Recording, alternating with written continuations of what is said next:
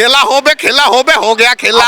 Sixer पे sixer मारे हैं जैसे सचिन तेंदुलकर और विराट कोहली मारता है, ऐसे बीजेपी ने उठा के पटका ओंधे मुंह गिरी है ममता बनर्जी ने अभी बयान दिया है कि मैं कभी भी इस्तीफा नहीं दूंगी अपने जीवन में, अभी बोल चुकी है वो। अब आप मुझे ये बताइए, मुझे उसके बयान से ये लालू जी का बयान याद आता है, जब तक रहेगा समोसे में आलू तब तक रहेगा बिहार में लालू। समोसे में तो आलू है अभी भी, लालू जी कहाँ है? देखिए ये घमंड वमंड अकड़ पत्रकार महोदय किसी का नहीं रहता।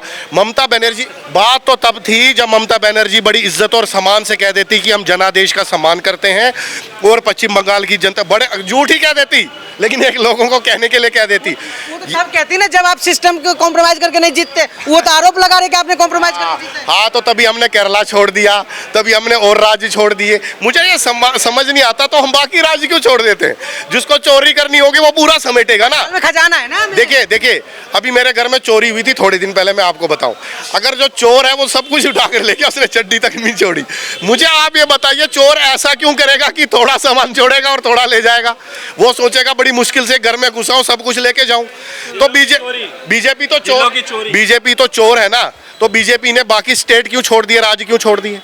आप मुझे बताइए। देखिए बीजेपी चोर है, डाकू भी है, अच्छा। और बहुत बड़े लुटेरे हैं गब्बर सिंह की तरह, लेकिन वो लूटते हैं दिलों को, दिलों की चोरी करते हैं प्यार से, मोहब्बत से, सड़क पानी देके। हमारे मोदी जी, हमारे योगी आदित्यनाथ जी, ये गरीब माँ के बेटे हैं दोनों, इन्होंने गरीबी देखी है। अभी तो एक व्यक्ति है कि यहाँ पे बोल रहे थे मोदी जी ने अपने हाथों से चाय बेची है, लेकिन एक आरोप लगा रहे कि आरजी का जो रेप पीड़िता है उनके माँ को टिकट देके बीजेपी ने राजनीति की, उन्हें तो राजनीति आती ही नहीं है। तो क्या करें? टीएमसी के गुंडों को, बलात्कारियों को वोट दें, सीटें दें, जैसे टीएमसी देती है। टीएमसी बलात्कारियों को वो देती है टिकट, और भाजपा देती है बेचारे पीड़ितों को। अब कितना फर्क है? तो कौन जीतेगा? ये गुंडागर्दी, बदमाशी, डकैती थोड़े दिन का खेल होता है। ये कलयुग है भाई साहब, इसमें दंड बहुत जल्दी मिलता है। और वही ममता बनर्जी के साथ हुआ। केजरीवाल जी के लिए भी दिल्ली में लोग यही बोलते थे, तब भी मैं मीडिया में कहता था, कोई मानने को राजी नहीं था कि केजरीवाल हार सकता है, लेकिन मैं कहता था वो हारेगा इस बार, और वो हारा। बिहार में तक भी बीजेपी की आ गई गवर्नमेंट, मानता नहीं था कोई इतने वर्षों बाद। जब से देश आजाद हुआ उसके बाद से अब आई है बीजेपी इसमें बंगाल में। अब आप बताइए, कोई मानने को राजी नहीं। मैं कहता था चीख के, आई भी तो डबल सेंचुरी लगा। अब कहाँ है जो मेरे साथ मीडिया पे टक्कर लेते थे? कहाँ है मेरे विरोधी? खत्म हो गए सारे, खत्म हो गए 6.5 फुट के बंदे के सामने, खत्म फिनिश। मैं आपको बता रहा हूँ, जो सत्य तकलीफ में होता है, मैं परेशान बहुत होता था उनके साथ बहस करता हुआ। सत्य प्रताड़ित होता है, परेशान जरूर होता है, लेकिन जीतता। क्योंकि क्यों सत्य जीतता है? उसके साथ ईश्वर होता है, और जहाँ ईश्वर होता है वो हार वहाँ उस कैसे हो सकती है? आप मुझे बताइए। भाजपा, देखिए भाजपा की यही खूबसूरती है, भाजपा में किंगडम नहीं चलता कि इसका मुख्यमंत्री है, फलाने का वो है, इसका वो है, नेपोटिज्म, यही मुख्यमंत्री बनेगा, यही मंत्री बनना। किसी को भी उठा के ले आते हैं। अगर आप कल बीजेपी ज्वाइन कर लेना तो आपको मुख्यमंत्री बना सकती है भाजपा, आपको पता है। किस्मत का कोई पता नहीं होता, यही खूबसूरती। मैं हर किसी से कहता हूँ भाजपा ज्वाइन कीजिए, भाजपा में आइए, मोदी जी के हाथ मजबूत कीजिए, पता नहीं आपकी किस्मत कहाँ से कहाँ आपको ले जाए।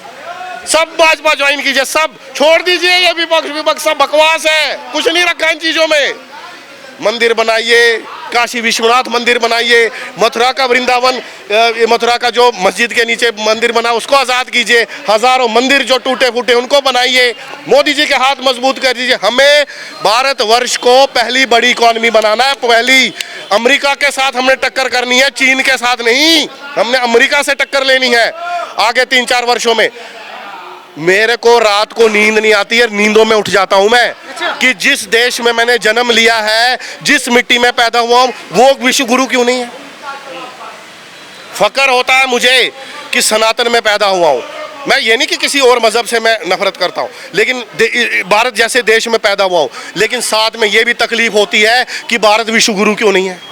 क्यों नहीं है भारत विश्व गुरु? क्यों ना बने भारत विश्व गुरु? क्यों नहीं बन सकता भारत विश्व गुरु? क्या कमी है भारत में? आप मुझे बताइए। हमें 47 से पहले सोने की चिड़िया कहते हैं, मैं कहता हूँ सोने की चिड़िया नहीं, सोने का सांड है ये, सोने का सांड। अभी भी पता नहीं कितने कुंटल सोना अंदर जमीनों में दबा हुआ है।